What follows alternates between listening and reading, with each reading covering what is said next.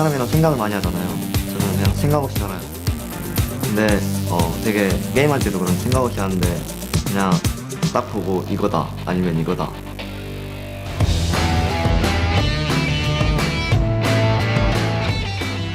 Welcome back to the World Championships, coming to you live from Los Angeles, California. Coming up in just a couple of minutes, it will be Ozone taking on MSK for a shot at the quarterfinals. But first, I'm happy to be joined by Gambit's Alex Ich. So, Alex, let's talk about that match versus Vulcan, Alex, because I feel there was a bit of a gift given to you there, and around that Baron pit. What was going through your mind, A, towards the start of that game, and then B, when that Baron fight started out? You just told me you were really nervous at that time.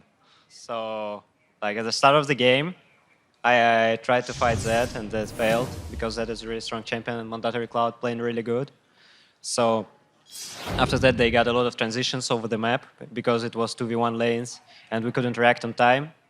And they picked up like several frags, and we were falling behind.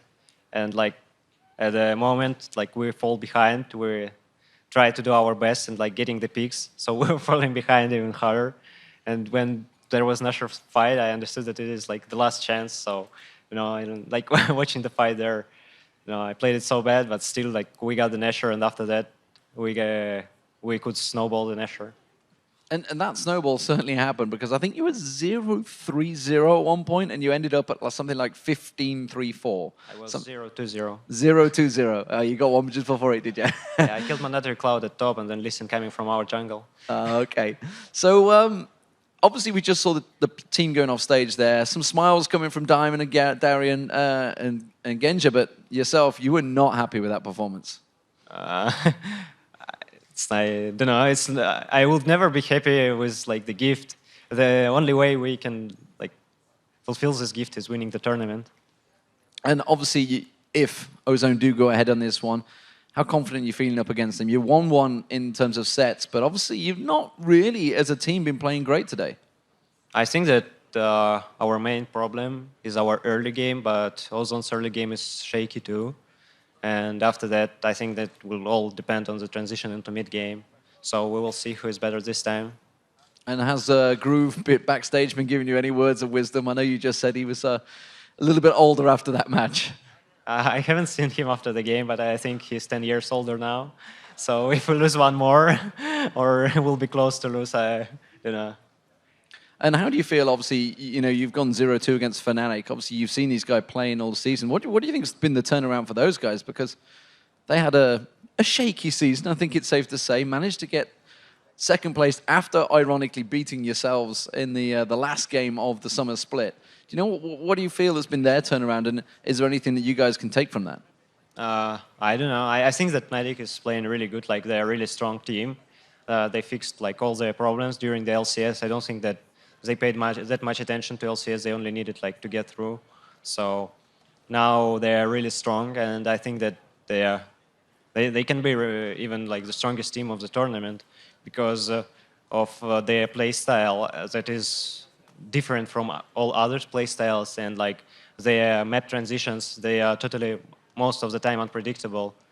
And I feel like it's even if some team wins Fnatic, I think for us it would be easier to play that team than Fnatic. And finally, obviously, you guys, you've got a lot of fans staying up here. There's also fans here for you as well. Anything you'd like to say to the fans back home in Russia? Nah. Nah. I don't know. I think that the only thing we should say to our fans is thanks, and don't flame us that hard for our super games. And I hope that we can show that we deserve the place here, and we can still win and like get to the quarterfinals and show good games there. Well, best of luck. If the tiebreaker is to happen, best of luck against the Ozone and with possibly the rest of the tournament. Right now, though, we are going to head back over to Quickshot and Freak for the Group B finale. Thank you very much, D-Man. It is time for the 20th and final scheduled match between the Group B teams, and it features Korea's Samsung Galaxy Ozone taking on Southeast Asia's MSK. If Ozone wins, they earn a tie for second place, and they trigger a one-game playoff with Gambit for the second Group B berth into the quarterfinals. If Ozone, however, lose, their time here at Worlds is over. And I agree with the analyst desk here. I think we're likely to see Ozone pull out the most standard, safe, and comfortable composition possible. They need to win this game, but at the same time, they don't really want to reveal whatever they've been planning for Gambit, because they know that was a likely eventuality here. They knew their opponents coming into today and had their plans. On the other side, for MSK, this is their last game of Worlds no matter what. And this is their last chance to make an impression. Now, the last game they played against Fnatic, they put down a really interesting composition with 4 supports and a Varus, but they could also go down in history books as we stole your quarterfinal spot away from Ozone. Like, you know, this was a Doublelift's dark horse, and if there's ever a time to come in from the very back, from 70 furlongs away, it's right now for MSK. I don't even know what 70 furlongs are. So with that note, let's Very check far. out the starting lineups, guys.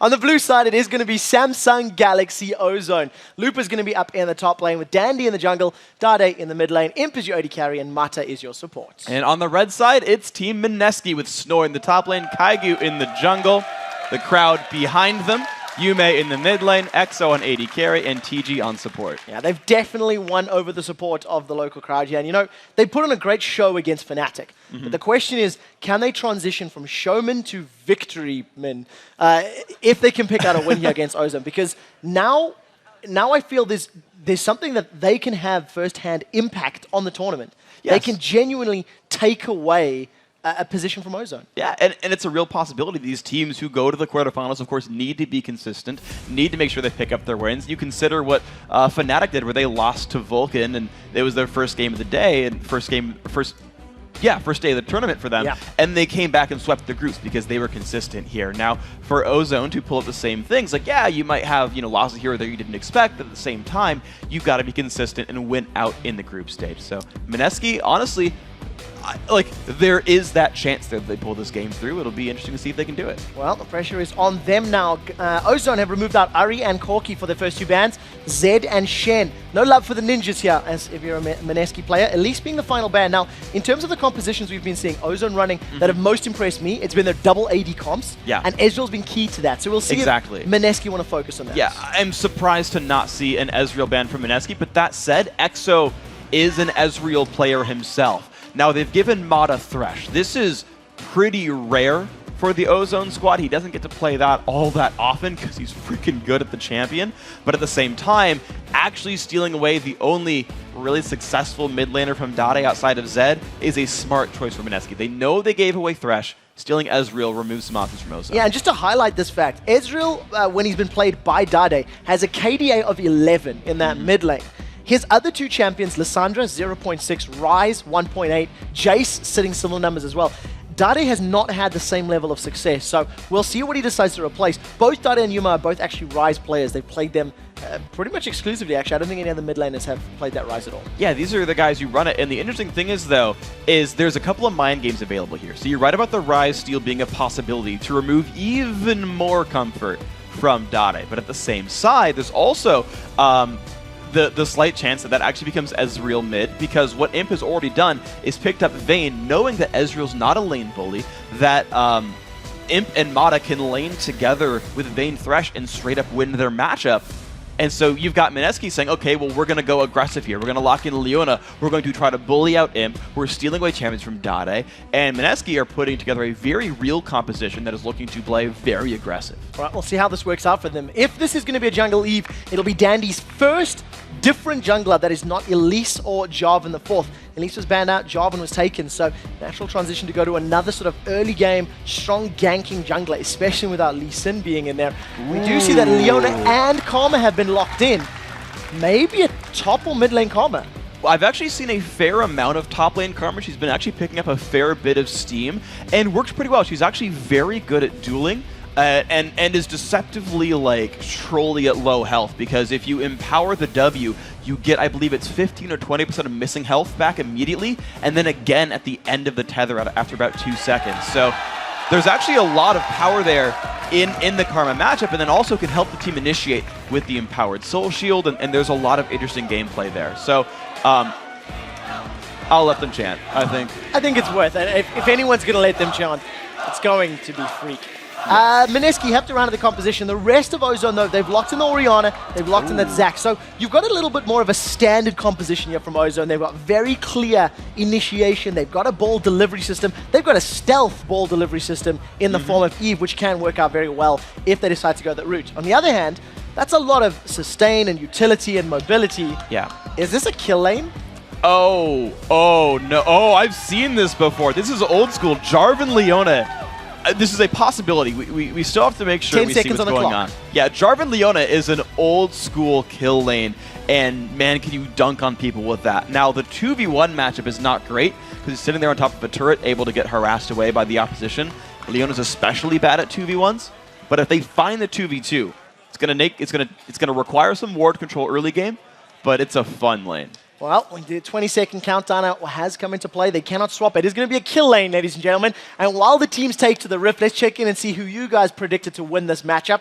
According to LOLesports.com, 87% of you guys think that Ozone will earn a tie with Gambit and force that one-game playoff for that spot in the quarterfinals. And all of our analysts agree as well. It's the likely setup here, of course. Ozone they won the last time these two teams met. Ozone has the better record overall. MSK, unfortunately, are yet to win a game. But they're pulling out something different. They're pulling out something special. It's hyper-aggressive, and you never know. Well, let's talk a little bit about this composition. Mundo in the top lane. Karma in the jungle, channeling his inner diamond procs, as it were. Leona Jarvan as your kill lane.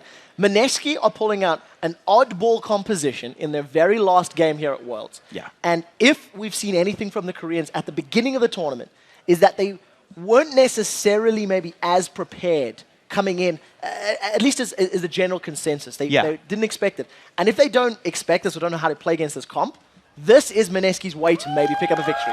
Well, keep in mind where a lot of these champions came from. Diamond was the first guy that we saw in competitive bring out jungle Karma. And what he basically did is have really good gank pressure, really good wave clear if you wanted to defend a 2v1, and then just kind of became a mage halfway through the game. And that actually worked pretty well overall. Now, top lane Mundo, I actually see a fair bit from the Chinese teams, from actually the two that are actually in this tournament here. And I don't see them really cross over a lot into the Korean scene. So these are champions that SSO has to kind of respond to on the fly and hope they have the right read on what they'll do in this game. Well, we'll have to see how well Mineski control vision in this game. Whenever you're dealing with a jungle leaf, those pink wards become so incredibly important. And we've actually seen Ozone fall prey to a jungle Eve once this tournament already. Mata not really keeping up the amount of pink wards he needed to. As it stands, Mineski, a little bit of an early punch, as it were, just to get a slightly deeper ward, but they aren't going to push further. As it stands, Mineski back away. Both teams fully aware of their opponent's positions. And the interesting thing is about this, because we talk about being aware of positions and trying to find the matchups you want, it wouldn't be the worst thing in the world for Ozone to actually forcibly 2v1 mid, because or just put their dual lane mid, because the lane is so short, it's very hard to chase down champions with Jarvan Leona. There's not a lot of room to force ganks in there either. And I think that's really the only way Jarvan Leona would succeed. Honestly, it'd be a decent matchup for these guys, but it looks like instead Ozone are sending Vayne to the top lane, and that's going to be a 2v1 against Mundo if there's no swap here from Mineski. Well, we'll see how well Snoy can handle that lane. Going to be relying on that infected cleaver spam to keep himself topped up on HP and trying to last hit. Right now, Mineski going to start off this blue buff. Mystic shot into the backside of the golem, and the rest of Mineski sticking together. Now, we are going to see EXO and TG, this Jarvan and Leona, going to be battling off against Looper. So it's a kill lane against a champion with a built-in Guardian Angel effectively. This could be difficult for them. It really could be, and already you're seeing life be difficult for the 1v2 for Mineski. Snoy actually, instead of the tricks we saw happen from Looper, where Looper went and killed a bunch of monsters at level 1 and showed up late to his lane, Snoy had already spotted out what matchup he was against, and we actually initially saw a quick recall. I saw both Snoy and the dual lane for Mineski recall back, but it looks like they're waiting to push the lane out before they do this, because they're looking for that 2v2. So Kaigu at level 2, he's starting off that red buff. Going to try get himself towards ganking potential. And this is very useful for EXO and TG. Some alone time in the lane can allow them to hit level 2. And that's really the go signal for these kill lanes, making sure they land their CC and get all of the damage down together. But unless Looper massively misplays, I don't see Mineski really making this happen against a revive passive, with all their damage being melee ranged, forcing them to leave the gank early to not die to a turret. I think if the lanes stay like this, you just see Ozone snowballing ahead in the early mid game. Well, as it stands, no player has got a significant advantage over their opponent. We do say Yume hanging out in that mid lane against Dade's Orianna. Snoik takes a little bit of poke through that flay. And of course, keep in mind that Orianna versus Ezreal, the auto attack damage is actually pretty good for Dade thanks to the passive of Orianna, that clockwork wind-up. It hits pretty hard.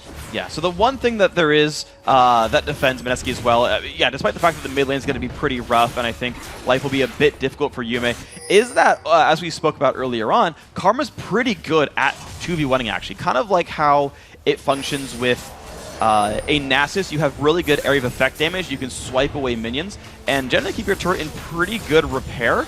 So there's a potential that there's some parts of this that will work in the 2v1. Well, we do see that TG's decided to roam. He's trying to help out Dade in the mid lane. The question is, has the Zenith Blade been used? Does land a stun onto Dade. They're dropping him low. 50 HP. Yume secures first blood. They picked on Dade. Dade's a member of Ozone that's struggling. Exo and Looper now trading knock-up into knock-up. But there's no mana on Looper, so he's going to continue spamming those abilities, while Exo has to manage his resources. And this is a great adaptation by Mineski. They swapped their lane out knowing there's no kill potential here, but Exo forced to run, he'll survive. Okay. They forced the lane swap then from their support, saying we can't kill the Zac, there's no point camping him. Let's find someone who we can kill, like Orianna. And with Kaigu camping for his top lane, they're actually sort of winning all their lanes now. Yeah, like you said, if things stay as they are, Ozone will pull ahead. However, Mineski pulled the wool over Ozone's eyes and were able to set up that roaming support. I distinctly remember Season 1 when roaming Alistar was the thing and something that works in their favor. If Mineski can keep TG roaming and finding kills, it's a great way to accelerate the position in the game. Look at TG's position right now. This is great. They've actually kind of put the lane swap back into place. It's actually fortunate that Exo took so much damage from Looper. In fact, the flash was burned as well to force that one. So basically, you've got the 2v2 that Mineski wanted here with some extra gold. Here we go! Oh, the Zenith Blade lands, but Imp was able to click the Lantern, gets out cleanly, and TG was hiding for a while. This time it doesn't work out. And look at the immediate recalls coming in from Ozone. They're wasting no time in getting out of those matchups. And look, there's Thresh and Vayne on your minimap running down to the right-hand side of the map. These are the matchups that Ozone wants. They want the 2v1. Here comes the Gengar to Dade. Kaigu is flashed for this one. We'll see if the Inspire speed buff will help. Dade is going to fall prey, but Kaigu Ignite is going to go down to those hate spikes. Up in the top lane, it was a kill as well. Actually, no. We do see Dandy trades 1-for-1. Mid lane for jungler. And ultimately, the kill, though, has gone on to Yume again. This Ezreal is now 2-0, is getting what looks like a very fast Manamune. 2,200 gold on him. He is well ahead of his opposition. So it's actually on this Ezreal right now to make mid-game plays for Mineski when fights start happening. And Kaigu flashed for that one. Right now, Snoy in a little bit of trouble. We see Mata is going to use the flay. Condemn slams him into the wall. Death Sentence connects. Imp continues to land damage, and Snoy is holding up relatively well, but that's a lot of harass. Down to 35% HP just after a couple of combos. Yeah, thankfully for Mundo, he's got a lot of regeneration in addition to that Doran's Shield and Ruby Crystal. I feel like he'll be able to survive this matchup, but it's still the case of Ozone getting the matchups they wanted. It's not a case of surviving, it's about Vayne free farming and not facing a kill lane here. So it's still on Mineski to make plays because Ozone can just scale this map out. Well, we have to keep an eye on how the CS numbers are being affected by these rotations. Remember that every time you recall and move around the map, you lose that crucial experience and gold. As it stands, top lane is 34-26, 80 carry versus Exo's Jarvan, 50-36. Keeping up, TG's hanging around. Zenith Blade does not connect. That means Dade is going to be able to walk away cleanly. A little bit of a weak attempt. TG kind of needs level 6 to make this happen anymore. As long as Dade doesn't stand near any of the brush, pink wards or not by Mineski, he just won't be in range here. It's ultimately just a game of Mineski looking for the openings and not finding a lot of them. He looks at the top lane now. TG's been seen by a ward. There's a chance here they still find. There's no flash available. TG only level 4 right now. 2 Loopers level 6. So that Let's Bounce plus the Tenacity. No, Tenacity was removed. The Let's Bounce will allow him to at least bounce away and get out cleanly. TG's going to have to probably stick around in the lane, get closer to that Solar Flare, and really allow those roaming ganks to have much more impact. That's very, very important. But as soon as you've got those combos together, here's the push on a Looper. I feel like he's going to live. Yeah, his Cell Division is still available. He's got that Ruby Crystal available drops to a couple hundred hit points, but a lot of damage. So Lupa, he's going to stick around and going to be relying on that passive to try and help him sustain. He does have an additional potion as well, so he should be fairly okay. We'll see whether or not MSK are brave enough to dive. But the plays are really going to happen for MSK when that Leona hits level 6. Unfortunately, only barely 5 right now. Lupa actually goes in with Dandy. Oh, we'll see how this goes in. Lupa gets knocked up into the air. Cataclysm comes down. Dandy is forced backwards as a flash forward from TG. He's trying to get in range. Takes too many tower hits, and all of a sudden, Lupa and Dandy pick up a kill. Snoy is in trouble. The Silver Bolt picks up a kill. Imp is going to get away, but they do trade 1-for-1. MSK, 3 kills to 4. But 1,300 gold behind. And good guy Mata tried to shield his teammate right there and give him a lantern instead of putting the lantern onto himself, which might have just been enough to have him survive the turret shot. But either way, it's Imp getting ahead. 73 minions as well as a champion kill here. He fought against a kill lane sort of, but managed to dodge it and is just scaling up, as well as the fact that Ozone as a team have more gold. Yeah, the very, very first gank from TG worked out for them, but he has not been able to replicate it, even with 1 or 2 Zenith Blades connecting. Dandy was in a very good position to counter gank that top lane when the dive happened from EXO and TG, but something MSK will need to be aware of. There are a bunch more pink wards being picked up, and we'll have to see how effectively they can control the movements of Dandy as he's 2-0-1, getting closer and closer to having that Elder Lizard completed. And that's when it really turns on for Evelynn. She's already got the ultimate available as well. So Dandy will just be a menace on this map. And aside from really Ezreal, there's not a lot of escape for these MSK lanes. He can chase down Leona, he can chase down Dr. Mundo, maybe even the Karma as well. So life is going to be difficult here for MSK. You see Dandy already looking for his way in. A couple auto attacks landing onto TG. He's only got that Sightstone completed right now.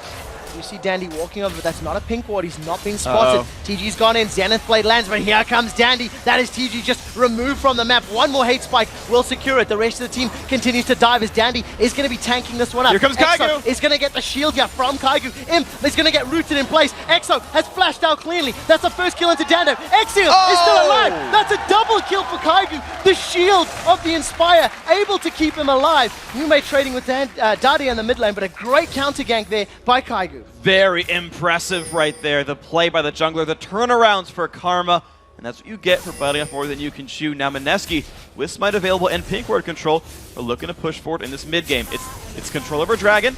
Should be theirs. EXO is very low on HP. Dada and Mata do have the Shockwave available to make use of. So if Thresh lands a hook, that's your ball delivery. Command attack. He flashes away from the Shockwave. Dragon is still up. The knockup does not come in. Now EXO forced to back away. Solar Flare lands but doesn't connect with anybody. They trade 1 for a Dragon.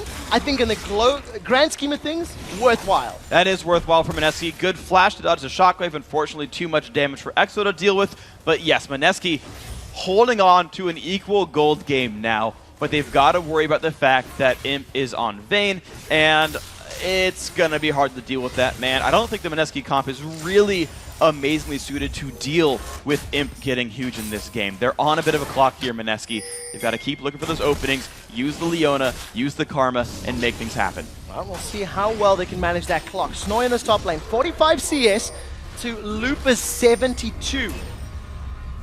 The Mundo hasn't really had an impact yet. He has been in sort of the 1v2 lane. He has been ganked a little bit, but we'll have to see when the roaming and the team fights start happening, whether or not Mundo's immense regen is going to be enough to control Imp, because I feel like that's going to be his job as this game progresses. Mundo will actually do a very good job of messing with the front liner, but Snoy's getting jumped on first. Yeah, we do see the Ignite going down. Snoy is in trouble, down to 100 HP. He is going to land a slow onto Lupa, but he burned his ultimate a moment ago. Didn't have the regen, and Lupa just combos his Let's Bounce plus Ignite to pick up a kill. Watch out for this, though. Dandy's going to turn this around if Kaigu goes aggressive. So Lupa is going to charge. He manages to land the slow. Here comes Dandy. A knockup lands onto Kaigu. He's got no flash. He's going to throw the shield down. The root is available. Not going to be enough. Dandy just melting Kaigu's HP bars. Another kill for Ozone in this top lane. It did not require a lot of effort right there. Unfortunately, Karma's squishy early on in this game. Just has the Spectral Wraith right there, which is not a lot of durability, and of course with the shield burn, it just makes life difficult. The crowd control chain, great here. And now you've got the 2v2, finally, for MSK. Unfortunately, I feel like it's come in a little bit too late. I think the Ozone duo lane here is so powerful, they'll be able to deal with this matchup straight up now. There is a 30 CS deficit between EXO and Imp. So it's dealing some pretty decent damage, actually, with that Dragon Strike. So hitting pretty hard right now. He's got that Brutalizer completed.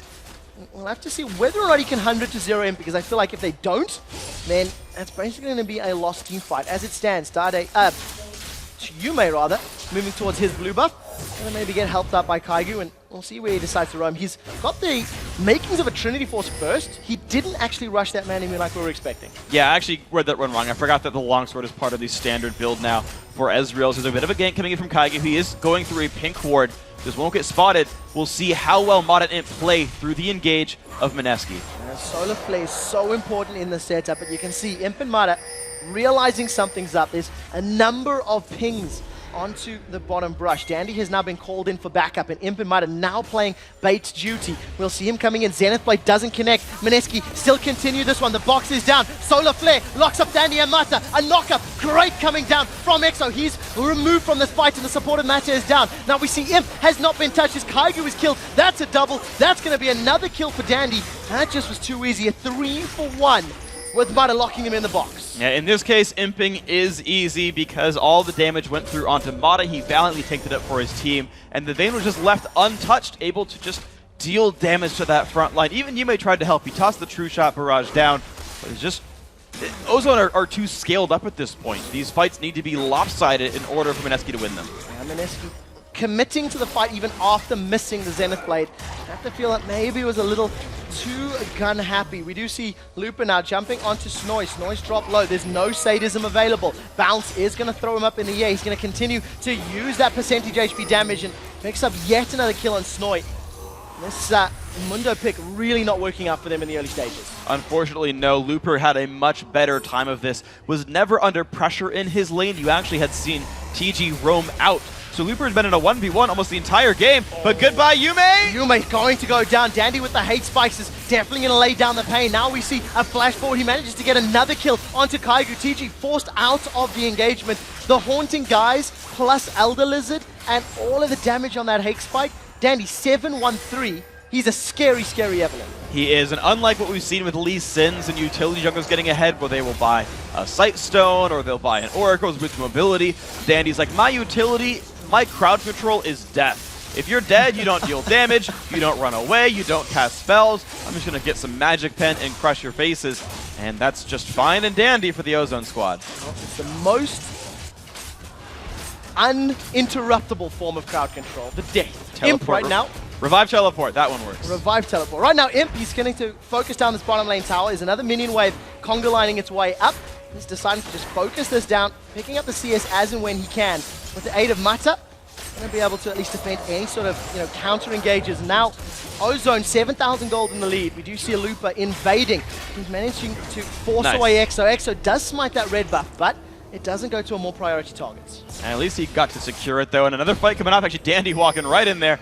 And you can just tell how much presence Dandy has on this map. Everyone's got to fear just the Evelyn being there. She will win any 1v1 on this map. This is officially Dandy's map. He can go and come as he pleases. There's a little bit of pink wards down for Mineski, but there's actually more pinks on the map from Ozone than from Mineski. So Mineski aren't even aware of Dandy's movements across the map, which is why he's had such great success on his kills and managed to get himself into this very powerful position. 14 kills to 6 right now. Dragon will be respawning in 10 seconds. Ozone waiting on the doorstep. They're happy to greet this Dragon and secure yet more global gold. Yeah, and the trademark Ozone play really is controlled play. They're going to find a pick here, though. Oh, we do see Solar Flare. That's going to at least lock up 3 members of Ozone, but we're not going to see TG doing much more after that. Looper was able to zone out EXO and Kaigu's Shockwave, pulls 2 of them in. We do see the distance going down, but nobody else from Mineski decides to engage on that one. They'll be happy with a kill and the damage. It allows them to pick up Dragon safe. Absolutely. They're gonna be controlled in this game. They know they don't want to put any major risks in there. I don't expect the Baron when the enemy team is alive. I expect them to make sure that this is a, as I said, controlled game. The pink wards pretty much guarantee that there aren't any pinks up from the Mineski squad, and Looper's gonna find another catch. Does manage to knock up Yume. He's gonna Arcane Shift over the wall. That's gonna only scare them away. Mata flashes for this one, pulls the flame backwards, now pulls Dandy in. They're gonna jump on Snow. Snoy, Sadism's giving him the HP. It's not going to be enough. EXO now puts himself in trouble, gets knocked up in mid-flight, slammed into the wall. He can't even get the slam dunk down as Dandy takes him out mid-flight. That was just a really, really good play there by Mata. Put the lantern down, got the flag, got the hook, got everything he wanted right there. Really nice moves, and it's just continually the Ozone ability to make plays off of their wards, and they're not even risky plays. They're just obvious plays that they've created through their ward control. Dandy just doing such great work, being pulled into the fight by Mata's Dark Passage there, and it's part of the reason that we've seen so many Thresh bans against Mata. His Thresh play is very, very good. Yume in this mid lane now does have that Trinity Force completed, still working towards the man. I mean, only 10 CS behind his opposition, Dade, but it doesn't matter when he can just be melted by Dandy. He's got himself the makings of a Deathfire Grasp now, so to add to the penetration and the damage that Elder Lizard's giving him, he's just going to be able to insta-give people very, very shortly. He will straight up 1v1 someone before they get the ability to respond. There's so much % health damage available, and then just the constant train of height spikes coming through afterwards. It's just Dandy taking control of this game. He's really...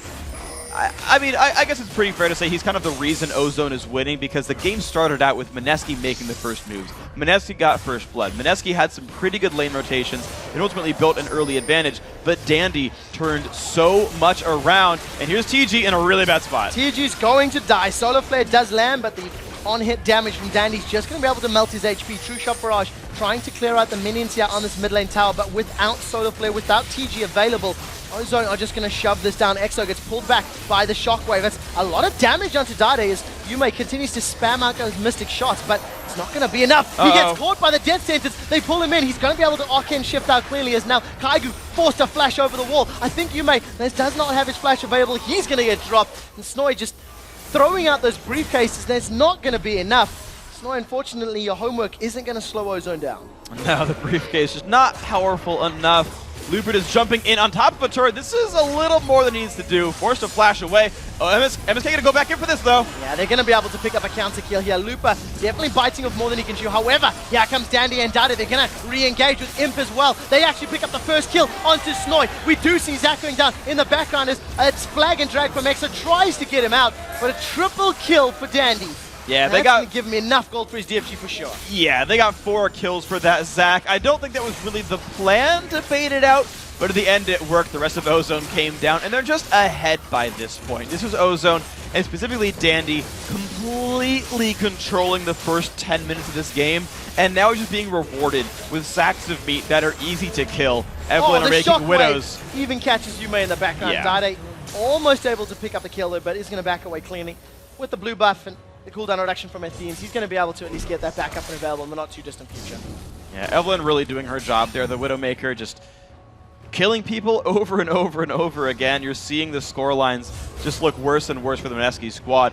Now keep in mind that Dade had started this game 0-2 because of 2 very successful ganks. Yume started the game 2-0 because of those moves made by TG, and then nothing's really happened since for these guys. Everything's been a reaction from MSK. They've been unable to find and pin out Dandy. They've been unable to force any more issues here. Ozone are just completely in control.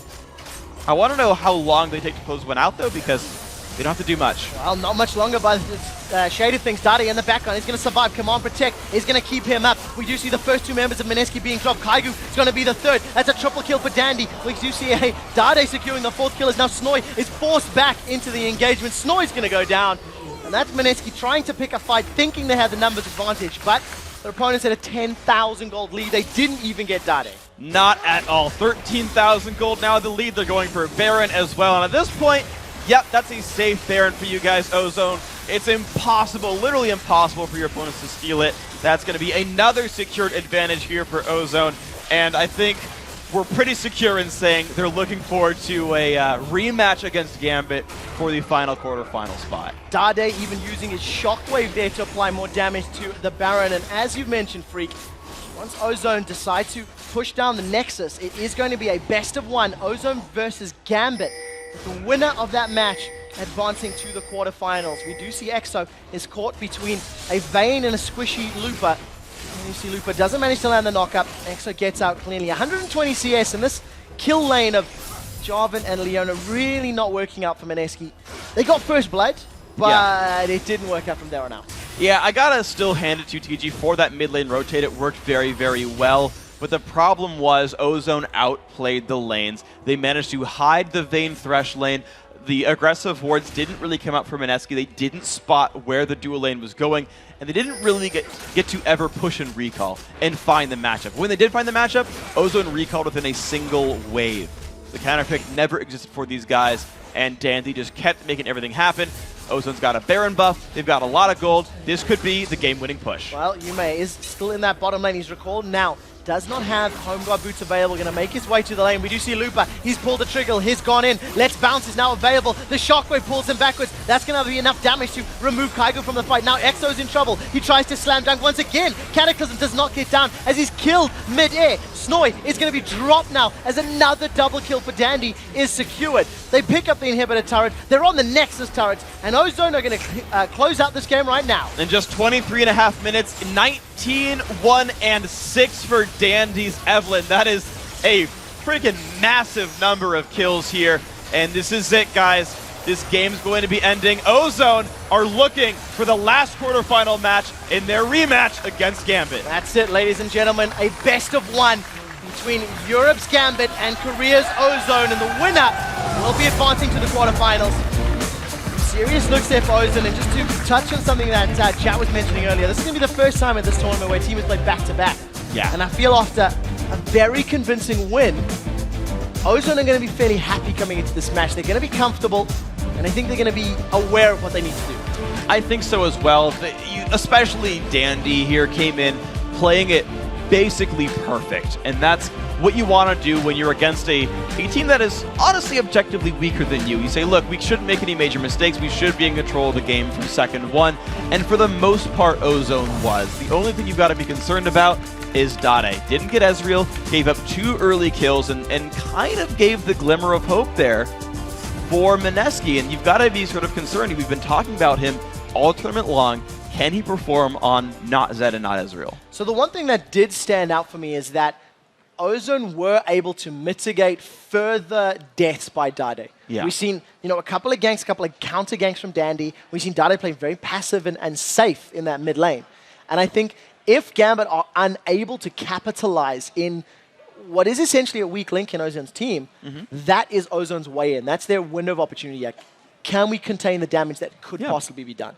And this is actually something that I know Monte Cristo talks a lot about with Dandy, where he will research opponents and basically guess their jungle routes or their gank routes. And when you know that, okay, people are going to probably gank Dade a lot, and he can know that Diamond tends to like to gank for Alex, he can see those coming, and with Dandy's smart play, they can turn those 2v2s around. In fact, both of those games, the first and second game between Ozone and Gambit, had a double kill in the mid lane for one of the mid laners, and that turned out to decide the game. So I think it's a very likely point of contention in the next game we see. Well, we'll see who can win that mid lane matchup. We're going to send it over to Riv and the guys at the desk for a breakdown of Ozone's win and a look ahead to the tiebreaker. Thank you very much, guys. And really, it's Gambit versus Ozone. I'm going to throw it to Jat to start this one off. Break it down for us.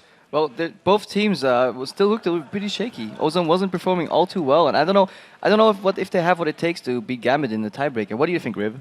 Well, honestly, mentally, it's... Rib, you sound a lot like Douglas today. Yeah, it's a cold. Mentally, they're going to be really at an advantage here because, they just went off of a nice win. It was a little rough, but mechanically, they're going to be shaped up. Their communication is going to be solid. I really got to give it to Ozone. Absolutely. And, Jat, to expand on that, please. Yeah, I absolutely agree with what I just said. The big thing about this game is I just can't keep it together. Sorry, I was running late, Jat. Thanks for filling for me. That's the beauty of live. Yeah. So coming into this one, obviously, we just saw Ozone play. They're going to have the back-to-back game, Jat, as you said before. That's momentum for a team.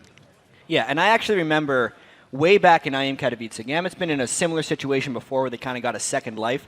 They were in a group stage where they needed to win a game exceedingly fast in order to actually make it out of the group stage. They did. They had a night off, and then the next day they beat the teams that ended up becoming CJ Entus, Blaze, and Frost in the same day in the semifinals and finals. So, I mean, even though Gambit looked a little shaky in that game, they have turned around in the past on an incredibly short time frame and just looked amazing. Well, it's also worth noting as well that Gambit has never placed below bottom 4 to land.